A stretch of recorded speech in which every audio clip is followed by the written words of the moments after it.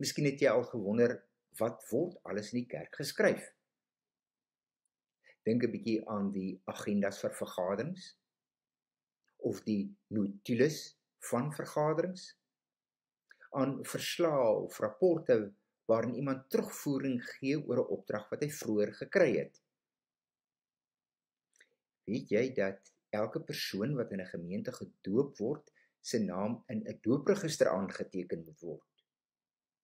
En so moet daar ook 'n lidmaatregister wees, waarin al die lidmate se name opgeneem is. Die register moet bygehou word wanneer daar nuwe intrekkers kom, en ook wanneer lidmate vertrek of sterf.